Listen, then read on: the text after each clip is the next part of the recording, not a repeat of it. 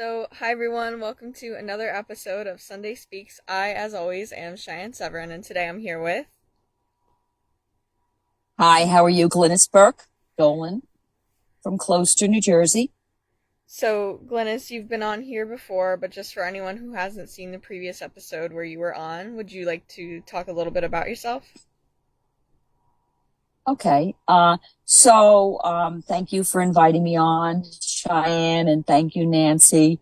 I am happy to be here. I'm a member of Alumni in Recovery and the lead volunteer for the Black Poster Project. And I guess you guys wanted me to come on to say a couple of words about the Black Poster Project, say a couple of words about life. I don't know. We'll see where it goes. But anyway, first and foremost, I lost my son Patrick on May 19th, 2019 from an accidental overdose. And since then, life has been very different. And it has taken a direction that I would never have imagined. But in all that, I've done a lot and come a long way in just trying to survive. And one of the ways that I have been able to survive and navigate through the days is and having a voice or growing a voice for my son Patrick, whose voice was stolen. So anyway, Dee Gillen is the founder of the Black Poster Project, as many of you folks probably know. And for any folks who are new that are in this world, thank you for tuning in. But Dee lost her son October 15th, 2015. And I lost Patrick, like I said, in 2019. And a week after he passed, I was immediately like on a different plane of reality. So it was trying to find a way to survive and just what to do to get through the days anyway. So I found myself at various support groups and whatnot. And I was at a group which was founded by somebody else in what we call the Crappy Club, like anybody who lost somebody to this terrible disease.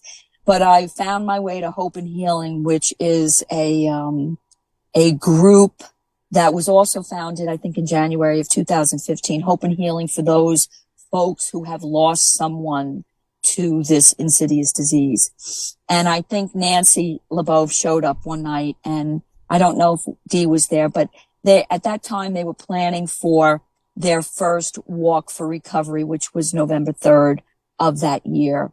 And also, saw at the same time, someone said to me, this is around Labor Day of that year. Somebody said to me, there's this gal and she'll, get a picture of your son and she'll make a poster of it.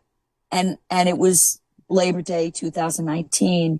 And I had to go away and I was beside myself. I was sick to my stomach because I had to go away and I couldn't have this picture inputted and I couldn't do anything about it. So I came home and I was really depressed on that Monday of Labor Day. And I sent an email to Dee and it's like you have nothing else. There's nothing. So, when you lose someone like this. So I sent her an email and I said, I am so sorry that I probably even still have the email because I don't get rid of anything just in case, you never know.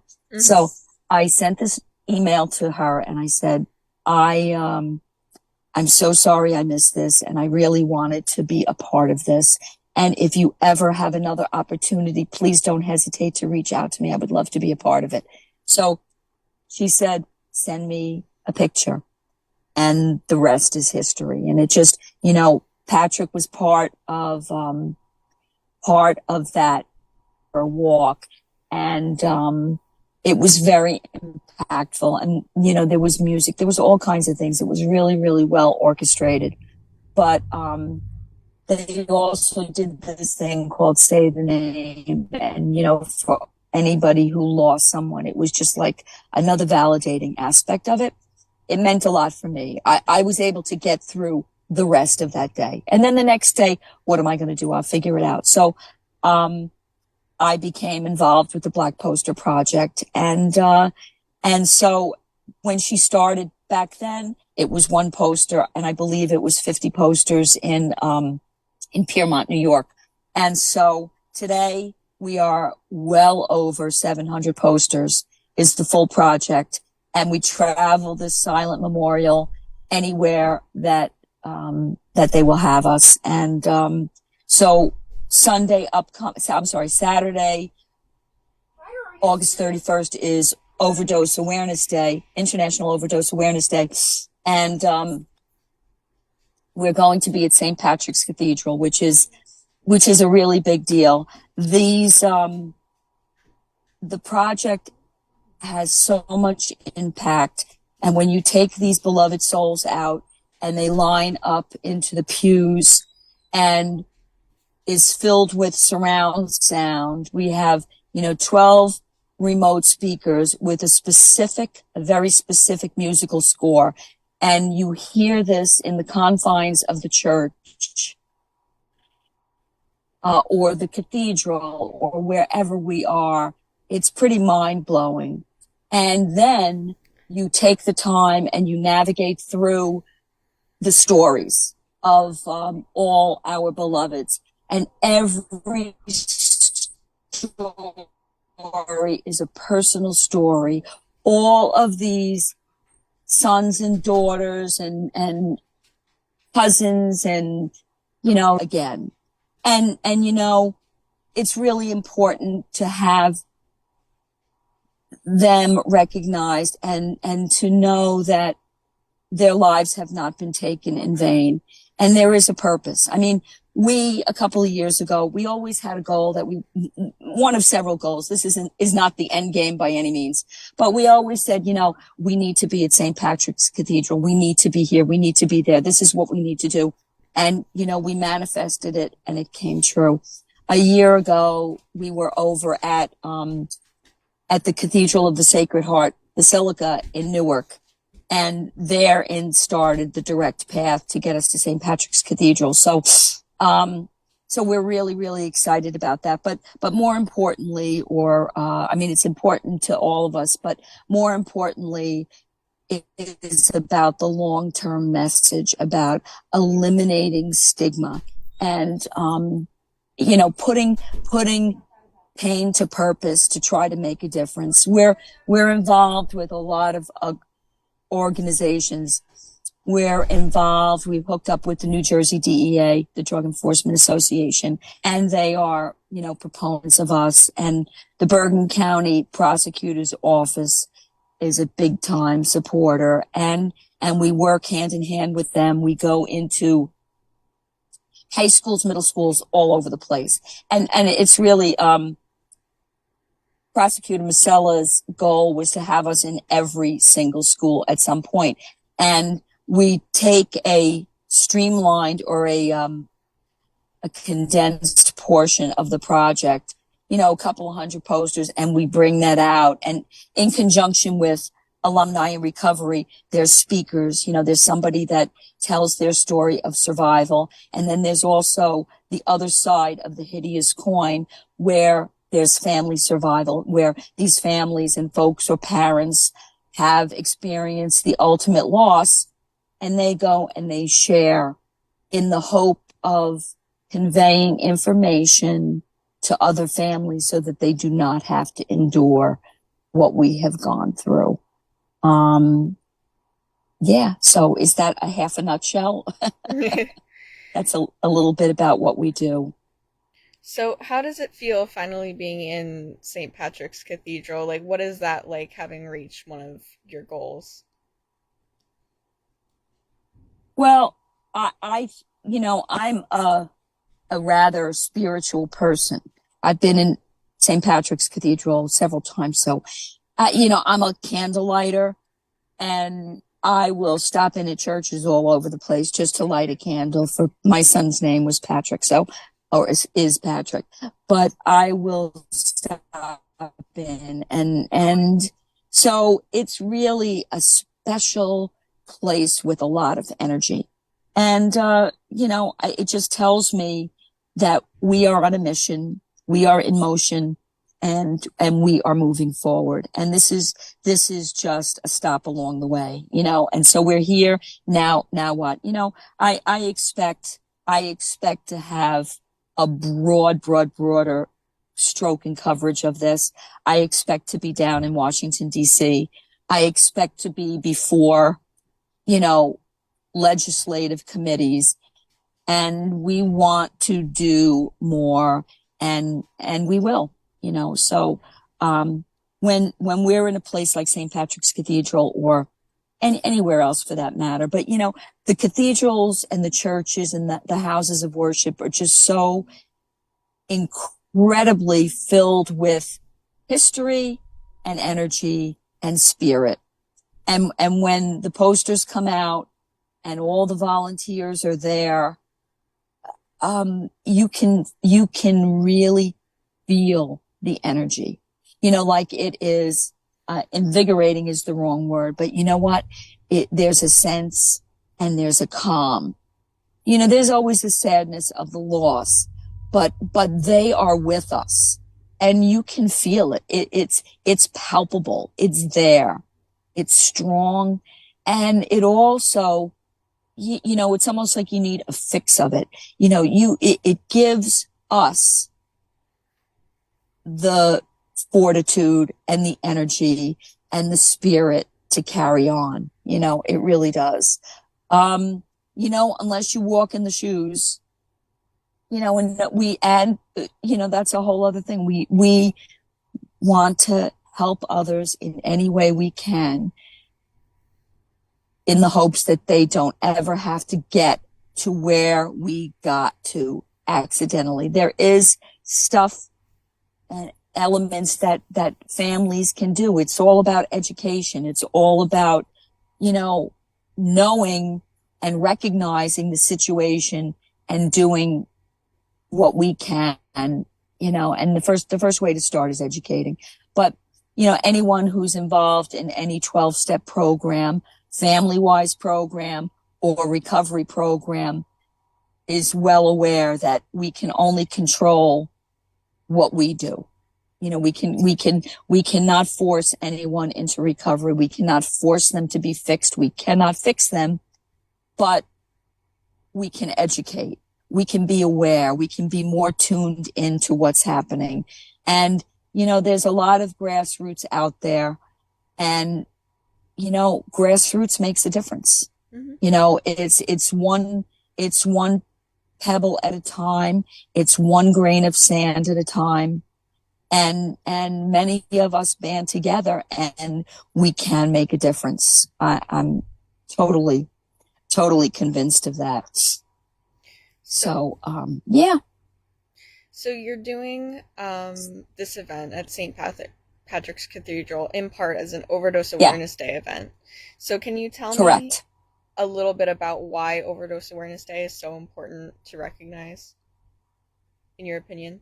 Well, in my opinion, this is really the other pandemic. COVID got all the PR because, thousands of people were dying every single day.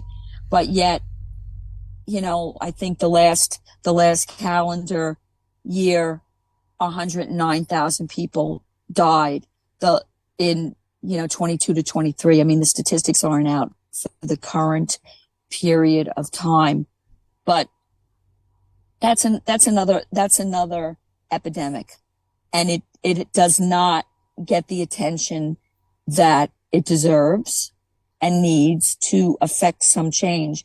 The leading cause of death today with kids, young adults between the ages of 18 and 45 is this. I mean, you don't have a shot at a mistake. Like 40 years ago, when there wasn't the fentanyl situation, when you didn't have the access to the internet, where you couldn't have the simple chemicals that you needed to cook the drugs, where you want to in your backyard or in your kitchen. When you didn't have that, you had pure forms of substance where people could have an opportunity to recover. And today it's just not that simple. One stupid accidental mistake, one push of peer pressure, and you're gone. You're gone. And the other thing is that the fentanyl situation, it is in everything. It's not just, a couple of years ago it was in some selected items of substance. And today it's in everything. And, you can order stuff online, from Canada or wherever, and it's in there. I mean, the fabrications and the duplicates and the knockoffs are, perfection. So it's important. It's important to recognize this and raise awareness. And I'm happy we have this overdose awareness day to recognize, but by all means, it's not anywhere at the level that it needs to be recognized. So we have to keep on keeping on and trying to be a voice for these. And this, in my opinion, is the most powerful voice to experience and see in a visual way, the poster project. So that's why it's very important to me. If we all feel this way, that, all of the volunteers and folks that are involved, mm-hmm. if we can make a difference in one life, then it's worth it. And I know hands down 100% with this program and some of the other stuff that I do, it does make a difference. I mean, after my son passed, well, actually it was before he passed, I got involved and we started a labor assistance program in my union, Local 52, in the New York area, for facilitating and helping members navigate through the system and finding and getting treatment. And my son was struggling for about 10 years and was in and out of dozens, and I'm saying that lightly, way more than dozens of treatment centers and detoxes. And, I was navigating alone the whole time. You're not yourself, you're in high alert and you just need help. You need someone to objectively drag you along and say, and tell you what to do, because I didn't know what to do. And I had to figure it out on my own the whole time. And it was horrible. And after he passed, I said, I am not, there's ways to, it's torture anyway. And there's ways to help people and hold people's hands so that they don't have to go through that. It's hell. This disease is worse than any other disease. And I can say that because I've experienced, cancer everywhere around me and a lot of other horrible things. And in my opinion, this is the worst that's out there because, mm-hmm. The person can look fine on the outside and there is pardon my French, there's a shitstorm on the inside, and it is so deep and really hard on everybody. And it's a family disease, as we know. So it's a lot. It's a lot. It's life sucking. It sucks the life out of you. And, for folks that have also experienced this, who have other children, they fall short. It's just every direction you turn, it's a challenge. And so we have to push each other along, pull each other along, hold hands.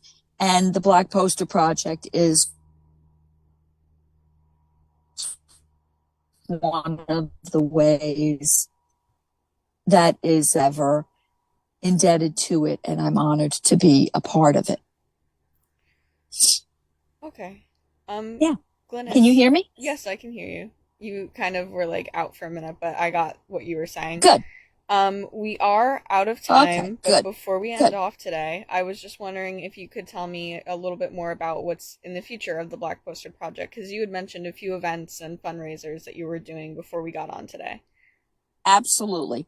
Absolutely. Absolutely. Number one, please, please, please come out and see us on Saturday for International Overdose Awareness Day. We will be at St. Patrick's Cathedral from 8 a.m. to 3 p.m. And I will tell you this, for anybody who's passing by Fifth Ave, we will be setting up probably from 3 p.m. till midnight. And if there's anybody that wants to peek in and just have a look, you can sneak in if you can't make it on Saturday. But 8 a.m. to 3 p.m., the church will be overrun with us, and the pews will be full of the veterans and the friends and family and all the rest of our side stories. On September 21st, we will be down in Asbury Park at the Beach Resort. I think it's the Beach Resorts hotel, and that's right on the boardwalk, and we will have the full display there. And this information is also on our website. And that will be a pretty amazing place right on the ocean. There's an added energy there being right at the beach. And there's a lot of support in Monmouth County. There's a lot of support for this. So this is the second time we are there. And then we are traveling. We're heading south. We're going down to North Carolina. On October 19th, we will be down there, and I can't even remember what the name of the venue is off the top of my head. But if you check us out on theblackposterproject.com, or if you look on my Facebook, Glynis Burke, or D's or Alumni in Recovery, all of this information is there. So, and then, in between the three big full events, we will be at the high schools and the middle schools all over Bergen County and Hudson County, Passaic County. So come out and see us. And last but not least, after the first of the year, I love to bring the project over to my local in Astoria, 19-02 Steinway Street. And we will be doing another behavioral health and wellness day, probably, I don't know, in February or March. It's not on the calendar, but it's a really good venue. And we love to look at our beloveds over there and share with the other side of the river. So thank you. Thank you so much today, Glynis. Do you have anything you'd like to end off on? You know what? Anybody who knows someone who is in the throes of addiction, reach out to us. I'm always happy to help. And anyone who has lost someone, come check out the website, come check out the project, if you're able. There's a lot of support out there. Recently we compiled a New Jersey list. Actually, I take it back. New Jersey and New York list of, the different organizations and the different types of grief support that is available for folks that have lost someone. So you can reach out to me or any way. I don't have that link off the top of my head, but there is help there and more and more help each day. So I thank you for the time, and we will continue to spread the word however we have to do that. And thank you guys for allowing me to come up here and be a voice for the Black Poster Project and all the souls that have been stolen from us. We will make a difference, and we appreciate so much the support from everybody out there. It takes a lot. It takes a village, and we appreciate everything. So thank you so much. Glynis. Have a nice day. Bye-bye. Hey, thank you again. I'll see you soon. Bye, everybody.